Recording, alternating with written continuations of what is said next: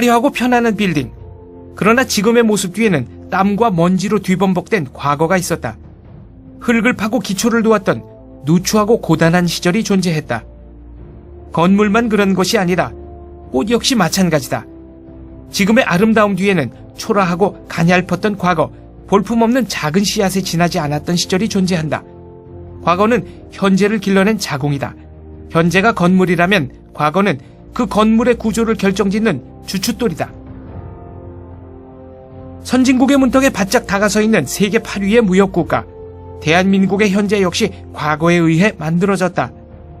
1945년 해방 이후 줄곧 생명의 길을 따라 달려왔기 때문에 오늘의 대한민국이 존재한다. 반면 북한은 죽음의 길을 따라 달려갔다. 공산 전체주의 체제가 되어버렸다. 지금은 문명 세계에서 완전히 낙오된 거덜난 나라로 전락하고 말았다. 어떤 이유로 남과 북은 생명과 죽음의 교차로에서 서로 다른 길을 택했던 것일까? 선배 세대는 왜, 그리고 어떻게 생명의 길을 선택했던 것일까? 그들은 그 선택을 위해 무엇을 희생했던 것일까? 건물 한 동, 꽃 한 송이에도 그 과거의 현재의 모습이 담겨있듯 대한민국에도 누추했던 과거 속에 현재의 청사진이 존재했었다. 미래를 만들어내는 현재를 이끄는 것이 리더십이라면 현재를 만들어낸 과거를 밝히는 것이 역사 해석이다.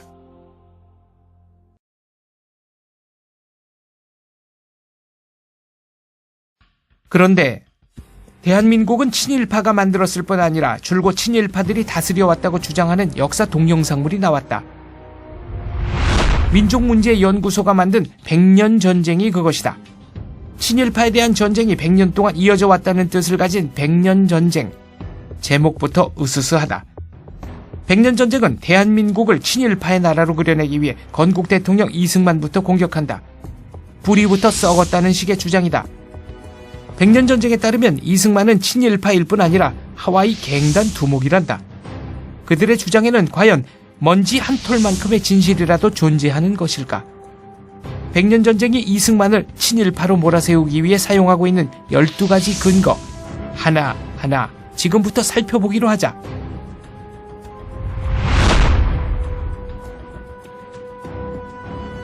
새빨간 거짓말이다. 이는 이승만과 김노디에 대한 명예훼손이며 인격살인이다.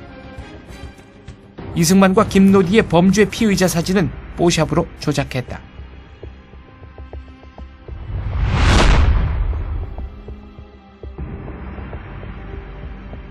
역시 새빨간 거짓말이다. 이승만의 헌신과 노력으로 최고급의 8년제 남녀공학 기숙학교 한인기독학원이 탄생했다.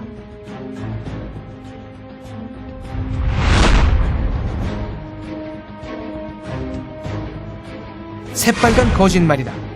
이승만의 박사학위 논문은 프린스턴 대학교 출판부에 의해 상업 출판되었을 뿐 아니라 60년이 지나서도 세계적인 석학이 인용했던 훌륭한 논문이다.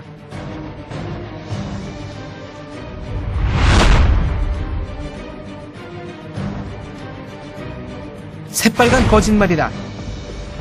손가락 살점이 뜯기고 뼈가 드러날 정도로 고문을 받았다. 심지어 7개월 동안 손발이 묶인 상태에서 목에 칼을 쓴 채 지내기도 했다.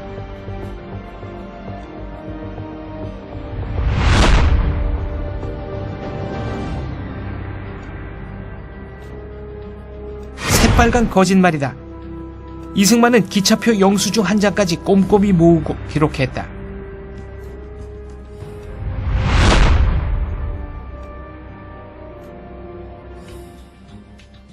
새빨간 거짓말이다. 이승만은 자신이 일본 감옥에 갔었다고 허풍 떨었던 적이 없다.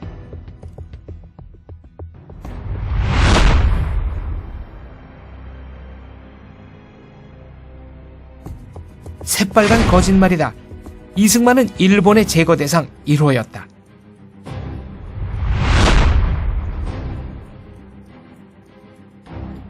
새빨간 거짓말이다. 이승만은 마지막 순간까지 김구와 함께 대한민국을 건국하고자 했다.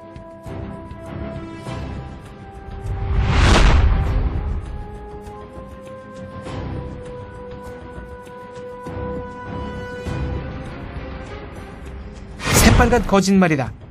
이승만의 기고문을 엉터리로 번역해서 왜곡했다.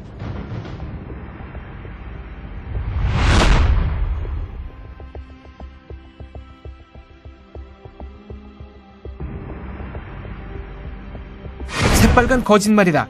이승만은 하와이 법정에서 그런 증언을 한 적이 없다.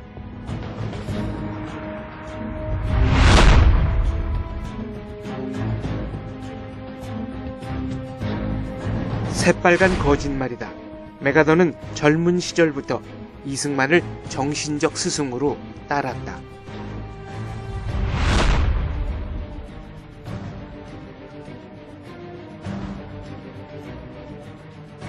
지독한 왜곡이다. CIA 보고서를 입맛대로 잘라내어 비틀었다. 백년전쟁이 이승만을 공격하기 위해 내놓은 12가지의 근거. 그중 11가지는 새빨간 거짓말이고 나머지 1가지마저도 제멋대로 왜곡한 것이다. 이런 저질 동영상이 인터넷에서 무려 200만 조회를 일으키며 우리 기억 속에서 대한민국에 대한 과거를 완전히 뭉개버렸다. 이 같은 동영상이 범람한다면 우리는 차츰 과거도 뿌리도 없는 기괴한 존재로 변해가고 말 것이다. 백년전쟁이 어떤 수법을 사용해서 진실을 왜곡했는지 그 테크닉을 해부해야 하는 까닭이 여기에 있다. 거짓 선동을 꿰뚫어 볼 줄 아는 것, 그것이 바로 당당한 시민의 징표이기 때문이다.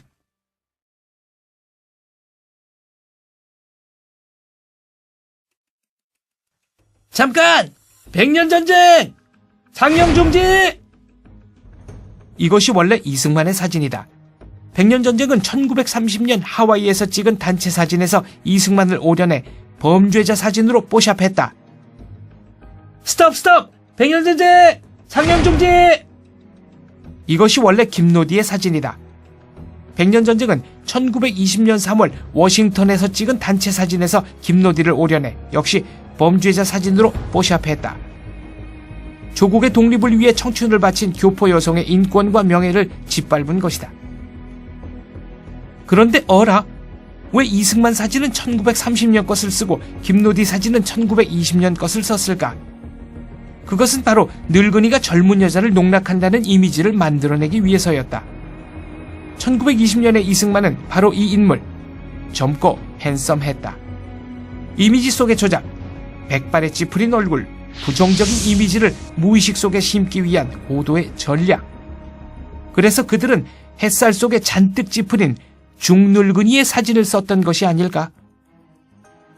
그렇다면 이승만과 김노디, 도대체 무슨 일이 벌어졌던 것일까? 진실은 이것이다. 1910년대 후반 시카고에서 구타 페리라는 미국 여자가 고용되어 그 지역 미국인들에게 한국을 알리는 사업에 참여한 적이 있다. 그런데 이승만의 노력으로 김노디처럼 영어를 잘하고 고급 교육을 받은 교포 청년들이 속속 등장하기 시작하자 구타 페리 누려왔던 독점적 지위가 흔들리기 시작한다. 그녀는 결국 능력의 한계가 드러났고 이승만은 그녀를 해고했다. 졸지에 직장과 명성을 잃은 구타펠. 그녀는 무서운 복수를 계획하고 실천에 옮긴다. 이승만을 일본으로 추방시켜 고문과 감옥 속에서 죽게 만들기 위한 함정을 판 것이다. 이 계획을 실현하기 위해 시카고 이민국 책임자 해리 랜디스를 구워 삶았다. 구타펠에게 푹 빠진 해리 랜디스는 1920년 여름 다른 도시의 이민국에게 구타펠의 거짓말을 공문으로 만들어 마구 보내기 시작한다. 6월 22일의 공문은 이렇다. 승만리 혹은 이승만이라 불리는 40대 한국인이 있다. 이승만은 노디킴이라는 여자를 끼고 미국 각지를 싸돌아다닌다. 이는 맨액트 법률 위반이다. 그는 부인과 이혼했다고 거짓말하고 다닌다. 이승만의 부인은 한반도 정신병자 수용시설에 갇혀 있다. 이승만은 럭셔리 호텔에 머물며 백인 미녀들에게 돈을 물쓰듯 뿌리고 다닌다. 미국 각지의 이민국들은 시큰둥한 반응을 보였다. 랜디스는 한층 더 광분했다. 7월 12일 그는 또 한 번 공문을 띄운다. 이번엔 더 센 거짓말이다. 내 정보원에 의하면 이승만은 일본의 간첩이다. 이승만은 미국을 전복시키기 위한 음모를 꾸미고 있다. 이 공문 역시 내용이 너무 황당해서 다른 지역의 이민국들은 아예 반응을 보이지 않았다. 마침내 시카고 이민국의 랜디스는 8월 2일 최후의 승부수를 띄운다. 정보원의 이름을 밝히며 이승만은 빨갱이다 라는 주장을 한 것이다. 내 정보원은 구타펠이다. 이승만과 노디킴은 빨갱이들의 국제혁명 조직 IWW와 연결되어 있다. 샌프란시스코 휴즈 빌딩 419호에 가서 강 박사를 만나면 모든 정보를 들을 수 있다. 샌프란시스코 휴즈 빌딩 419호? 어디서 많이 들어본 주소다. 샌프란시스코 교포신문 신한민보가 바로 휴즈 빌딩 414호에 자리 잡고 있었다. 419호의 옆방이다. 강 박사란 인물은 교포신문에 관계했던 이승만 반대파 인사가 아니었을까? 구타펠은 이승만 반대파와 손을 잡고 이승만을 일본으로 추방시켜 죽여버리려고 했던 것이 아닐까? 시카고 이민국의 해리 랜디스가 국제혁명조직을 거론하며 정보원 구타펠의 신원을 밝히자 샌프란시스코 이민국은 조사에 나서지 않을 수 없게 됐다. 마침내 1920년 8월 9일 샌프란시스코 이민국은 하와이 지국으로 다음과 같은 명령을 보낸다. 이승만과 김노디를 조사하시오. 만약 해리 랜디스가 제공한 정보들이 사실로 확인된다면 이승만과 김노디의 본토 여행을 막고 그 둘을 일본으로 추방하시오. 하와이 이민지국의 리처드 헬지가 이승만과 김노디를 조사했다. 당연히 피의자 사진 따위는 찍지도 않았다. 8월 27일 헬지는 샌프란시스코 이민국으로 두툼한 조사 보고서를 보낸다. 이 보고서는 다음과 같은 걸로 끝난다. 좀 더 확실한 증거가 제시될 때까지는 제 직무 도리상 이 박사와 김노디 양에게 모든 사람이 마땅히 받아야 할 인간으로서의 예우를 갖춰야 한다고 생각합니다. 왜냐하면 그들의 혐의를 뒷받침할 만한 신빙성 있는 근거가 전혀 없기 때문입니다. 이승만을 일본으로 추방시켜 죽음으로 내모려고 했던 구타펠과 해리 랜디스의 더러운 음모는 이렇게 비참하게 실패했다. 그로부터 90년이 지난 지금 100년 전쟁은 구타펠의 추악한 모함을 고스란히 재현하고 있다. 범죄자 사진을 찍었다. 재판을 받았다. 배심원을 구워 삶아 미꾸라지처럼 빠져나갔다라고 거짓말을 한다. 그런데 이 저질 동영상에 전 국사편찬위원장 이만열, 성균관대 교수 서중석, 이화여대 교수 정병준, 상명대 교수 주진호 같은 국사학계 중진들이 인터뷰를 제공했다는 점이 더 충격적이다. 국사학계는 앞으로 뽀샵을 잘하는 사람에게 박사 학위를 주게 될지도 모른다. 뽀샵을 사용해서 과거를 뭉개버리는 짓을 부추기고 역성드는 국사학자들. 과연 그들을 학자라고 부를 수 있을까? 과거를 뭉개버리는 행위에 대해 조지 오웰은 이렇게 말했다. 한 민족을 파괴하는 가장 효과적인 방법은 그들이 이해하고 있는 과거를 부정하고 뭉개버리는 것이다. 우리 민족의 과거를 제대로 해석해야 하는 국사학계가 100년 전쟁과 같은 저질 동영상을 옹호하고 그의 들러리를 선다. 국사학계는 이미 조지 오웰이 경고한 민족 파괴를 위한 거짓 선전작으로 타락한 것이 혹시 아닌지.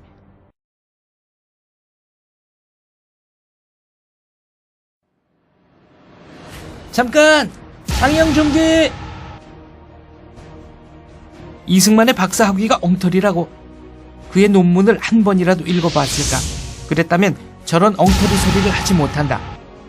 이승만의 논문은 구글 북스에도 떠있고 무료 학술 자료센터 인터넷 아카이브에도 떠있다. 게다가 프린스턴 대학 출판부가 상업 출판을 해서 판매했을 정도로 뛰어난 논문이다. 60년이 지나서도 해당 분야의 세계적 권위자 닐스 오빅이 자신의 책에서 이 논문을 인용했다. 이승만의 논문은 중립성의 원칙에 미국이 끼친 영향, Neutrality as influenced by the United States. 이 논문은 전쟁 상황이라도 중립국의 배와 화물만은 건드리지 않는다라는 원칙이 어떤 과정을 통해 확립되었을까라는 문제를 다룬다. 18세기 말까지만 해도 전쟁이 벌어지면 적국으로 가는 중립국배를 마구 침몰시키고 약탈하는 것이 상식이었다. 이승만은 중세 이래 19세기 말까지의 역사를 정리하면서 이 같은 난폭한 관행의 쐐기를 박는 데 결정적인 역할을 한 것이 바로 미국이었음을 증명한다. 이승만은 논문 마지막에서 이렇게 말한다. 중립성을 인정하는 국제질서 확립에 미국이 끼친 영향은 깊고 크다. 전쟁 중이라도 중립국만큼은 평화스런 무역을 계속할 수 있다. 이렇게 된 데는 미국의 자유 해상무역 정책이 결정적인 역할을 했다. 이 같은 진보는 인류적 차원의 축복이다. 그런데 1910년에 완성된 이 논문은 그로부터 7년 후 제1차 세계대전에 미국이 참전하는 과정을 고스란히 예언한 셈이 되었다. 제1차 세계대전은 1914년에 일어났다. 미국은 3년 동안 중립을 지켰다. 그러나 1917년 초에 독일의 잠수함들이 미국의 상선을 마구 공격하기 시작했다. 미국이 영국에 물자를 판매하고 있다는 이유 때문이었다. 이는 이승만이 논문에서 다룬 중립국의 자유 해상무역 원칙을 정면으로 파괴하는 도발 행위였다.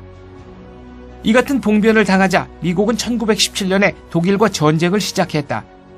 이승만의 논문은 열강 사이의 전쟁이 어떻게 확대되는지 깊게 통찰했다는 점에서 빼어난 가치가 있다. 이같이 훌륭한 논문임에도 중진 국사학자 주진호는 태연히 박사학위가 엉터리라고 주장한다. 그것도 저질 뽀샵 동영상 100년 전쟁을 통해서 말이다. 100년 전쟁은 국사학자들을 들러리 세우는 것도 부족해서 아예 CIA 문서까지 끌어들여 이승만을 공격한다.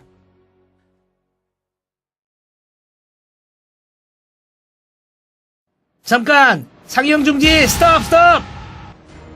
CIA 보고서는 대한민국이 건국되고 불과 74일이 지난 1948년 10월 28일에 만들어졌다. 당시 대한민국은 살아남을 수 있느냐 없느냐의 양갈래길에 놓인 바람 앞에 등불 같은 신세였다. 대한민국이 살아남을 가능성이라는 보고서 제목도 살벌하다.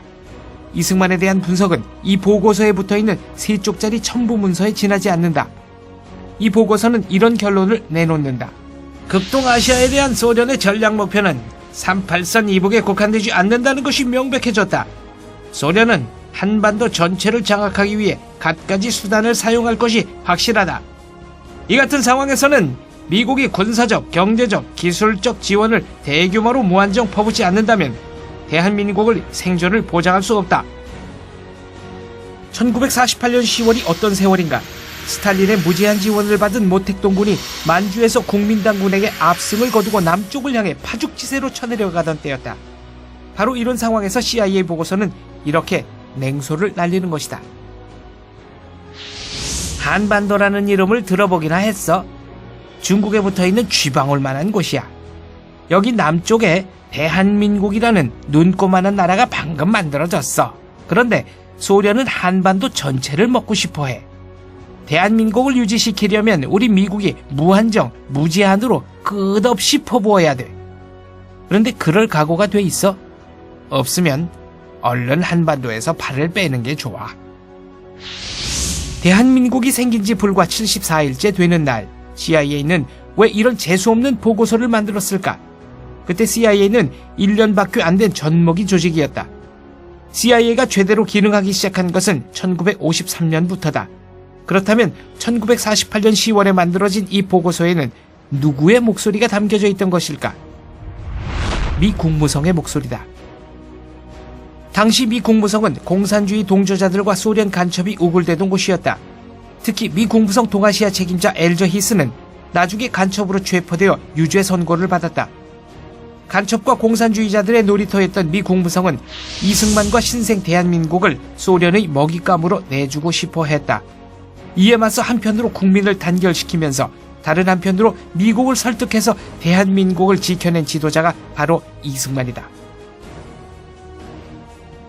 미국 국무성의 용공 노선에 절대 복종하던 CIA가 얼마나 엉터리 조직이었는지는 6.25 전쟁이 일어나기 불과 5개월 전에 작성된 보고서를 보면 알 수 있다. 인민군이 38선 부근에 집결하고 있는 것은 한국군이 호전적이기 때문이다. 중국 공산군 소속으로 국共내전에서 단련된 수만 명의 조선족 군인들이 북한으로 들어와 인민군이 되었지만 남북의 인구수를 고려하면 걱정하지 않아도 된다. 북한군이 탱크, 야포, 비행기를 갖췄지만 이 역시 염려할 수준은 아니다. 전쟁은 일어나지 않는다. 이렇게 엉터리였던 CIA조차 이승만에 관한 진실을 모두 감출 수는 없었다. 그래서 100년 전쟁이 인용한 CIA 보고서에는 이승만에 대한 극단적 칭찬과 극단적 비난이 함께 섞여 있다. 이승만은 독립국가로서의 대한민국의 이익을 위해 움직이는 진정한 애국자다. 이승만은 자기 자신의 이익을 곧 대한민국의 이익이라고 착각하는 경향이 있다. 자기 자신이 곧 대한민국이라고 알고 있다.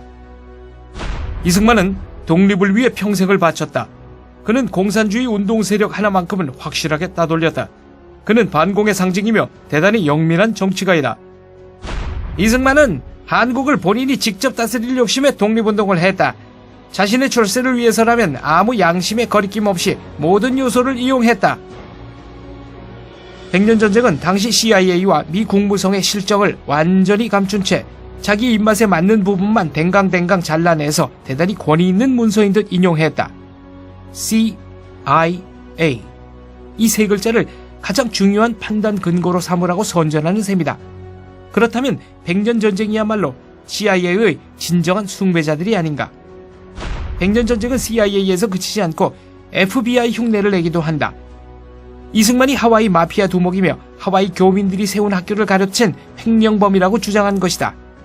미국의 안전과 치안은 CIA와 FBI의 충실한 주종자인 우리 백년전쟁 팀에게 맡겨주세요. 이것이 그들의 슬로건이 될 판이다.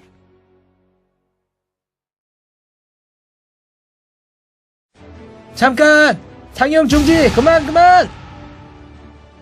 하와이 교포들이 자녀 교육을 위해 세운 학교를 이승만이 가로챘다고?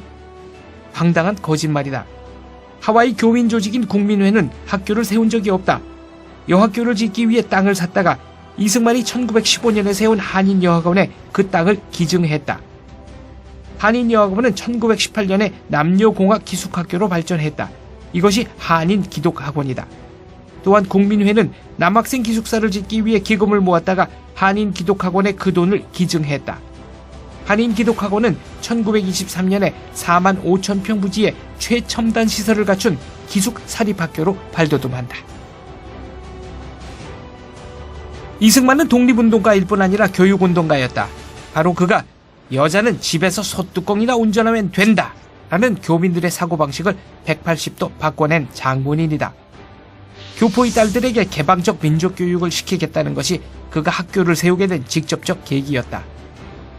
이승만은 1913년 2월에 하와이로 왔다. 처음에는 감리교회에 부속된 한인중앙학교 교장을 맡았다. 부임 이듬해인 1914년에는 학생 수가 100명을 훌쩍 넘어섰다. 여학생이 수십 명이었다. 그런데 심각한 문제가 발생했다.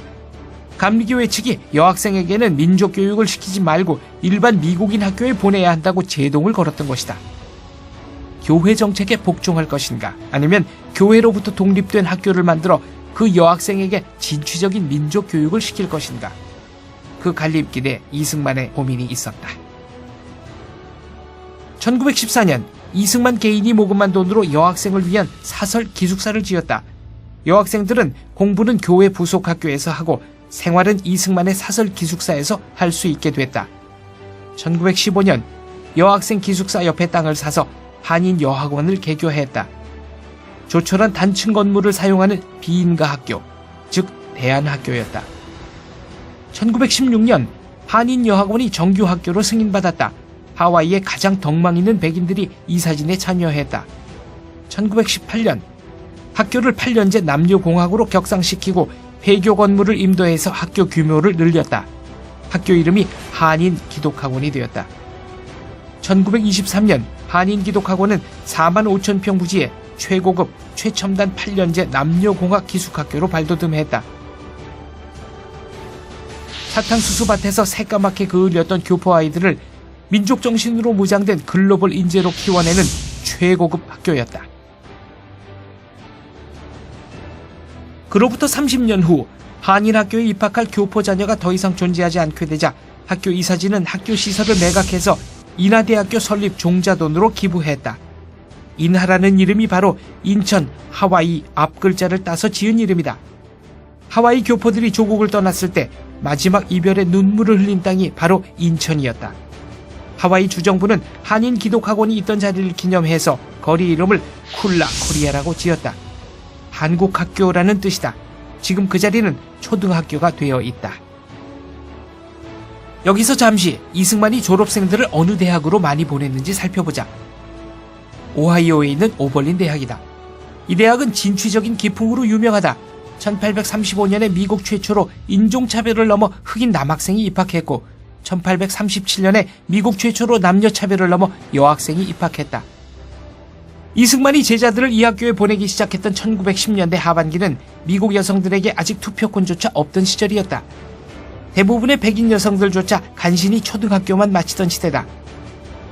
그런 상황에서 이승만은 사탕수수밭에서 새카맣게 그을은 여자아이들까지도 미국 최고, 세계 최고 수준의 교육을 받도록 길을 열었다. 그는 그것이 곧 독립의 길이라고 생각했다. 그의 독립은 나라의 독립을 넘어선 사람들의 독립이었다. 세계화된 현대 문명 속에 우뚝 선 개인들로 이루어진 공동체. 바로 이것이 이승만이 꿈꾸었던 독립국가 대한민국이었다.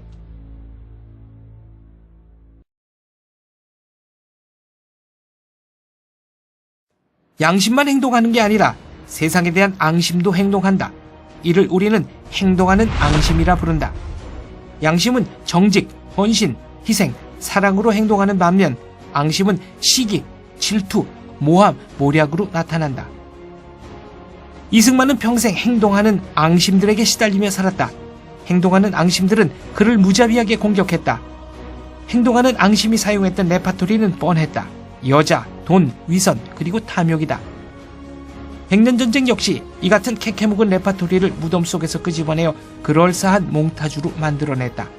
그리하여 마침내 이승만을 돈과 권력과 여자를 미칠 듯이 탐하는 친일파 정치 깡패로 그려냈다. 그뿐만이 아니라 전 국사편찬위원장 이만열, 이화여대 정병준, 상명대 주진호, 성균관대 서중석 같은 쟁쟁한 국사학자들이 이 거짓 동영상에 들러리를 섰다. 국사학자들과 백년전쟁은 왜 이승만을 밟아 죽이지 못해 안달인 것일까? 대한민국 그 자체에 대한 앙심 때문이다. 1898년부터 1960년에 이르는 63년의 세월 전체에 이승만의 흔적이 남아있다. 대한민국을 헐뜯기 위해서는 반드시 먼저 이승만을 제거해야 한다.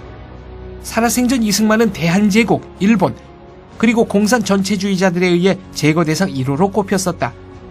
숨진 지 반세기가 지난 지금 이승만은 대한민국에 대해 앙심을 품고 있는 세력에 의해 여전히 제거 대상 1호로 꼽히고 있는 것이다. 63년의 세월 동안 도대체 무슨 일을 했길래 이토록 적이 많은 것일까? 1898년은 연초부터 입헌군주제 개혁을 요구하는 만민 공동회 집회가 잇따라 열린 해다. 이는 우리 민족 최초의 근대적 시민운동이었다. 이승만은 만민 공동회 집회를 주도한 청년 스타였다. 1904년 러일 전쟁에서 일본은 세계 5대 열강 러시아에게 처참한 패배를 안겨주고 아시아의 맹주가 됐다. 그 이듬해 맺어진 을사늑약에 의해 우리는 사실상의 식민지가 되었다. 고종은 1904년 11월에 미국의 밀사를 파견해서 SOS를 쳤다. 이승만이 바로 그 밀사였다. 1911년 YMCA의 주도 아래 전국 주요 도시마다 수백 명씩 모여 근대 과학과 기술을 익히기 위한 자조정신, 자립정신 운동이 일어났다.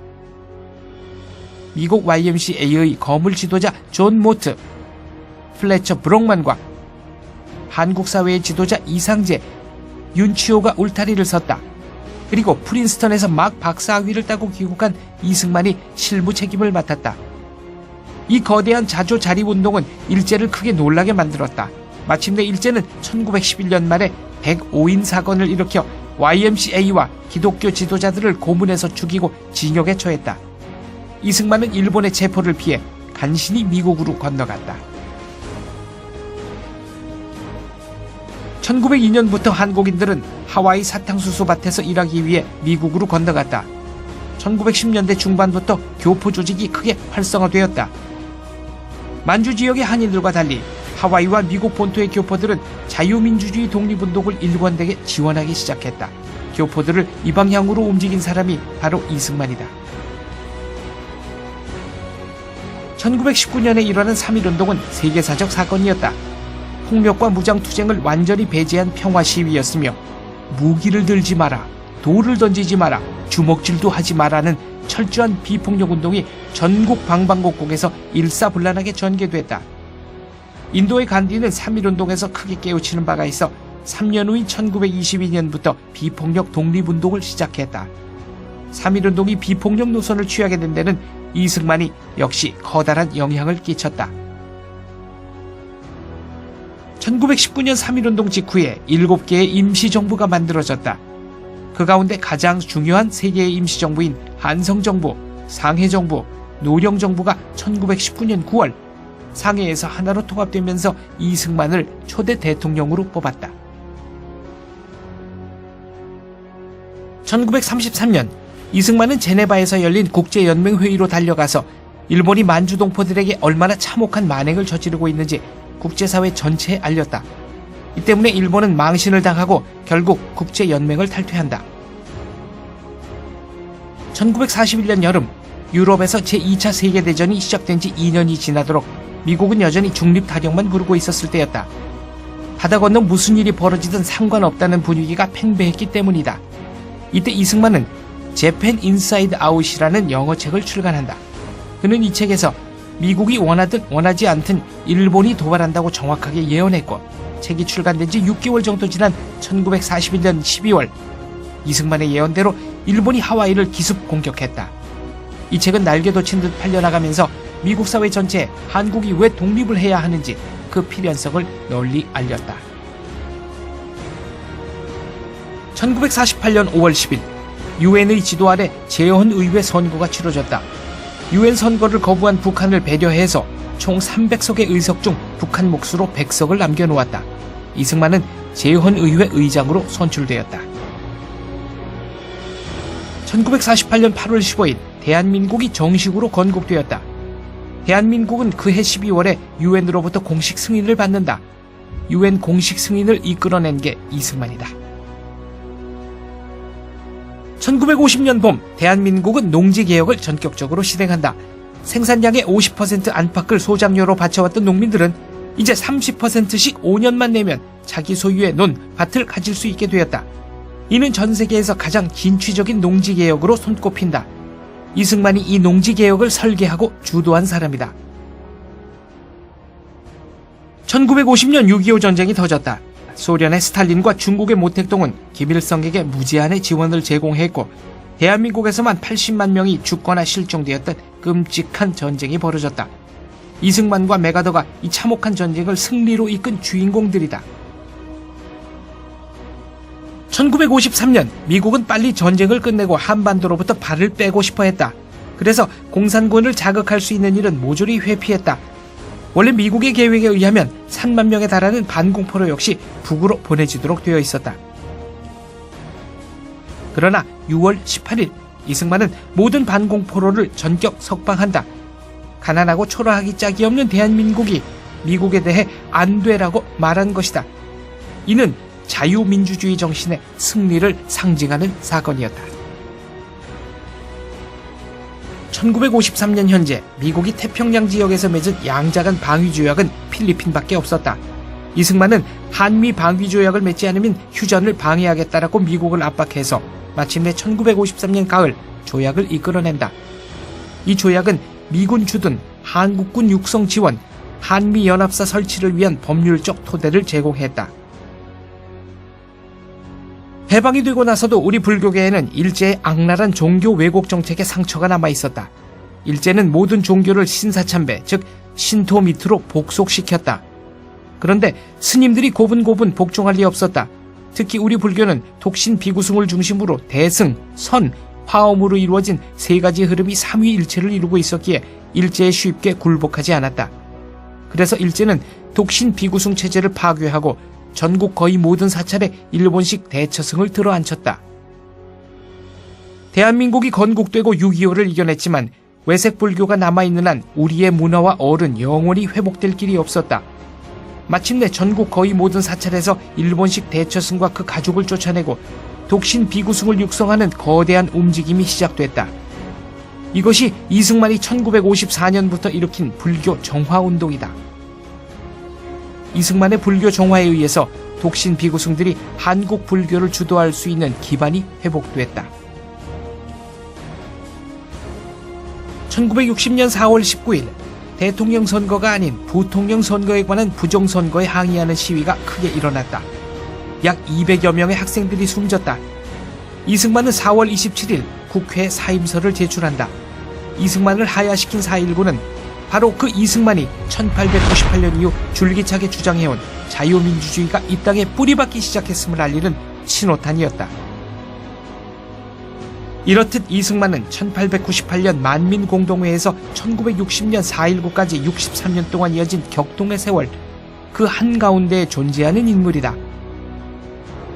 영국식 입헌군주제 자유민주주의를 요구하는 만민공동회의 지도자로 시작했던 이승만의 일생이 부정선거의 책임을 묻는 4.19로 마감되었다는 사실은 의미심장하다. 하야하기 직전 부상당한 학생들을 병원으로 방문해서 그 손을 붙잡고 나지막하게 속삭였다는 말이 있다. 장하다. 장하다. 이 말 속에는 63년 세월이 모두 녹아 있었던 것이 아닐까. 학생들의 모습에서 자신이 그토록 원했던 당당한 시민들로 이루어진 독립 대한민국의 싹을 그는 보았던 것이 아닐까.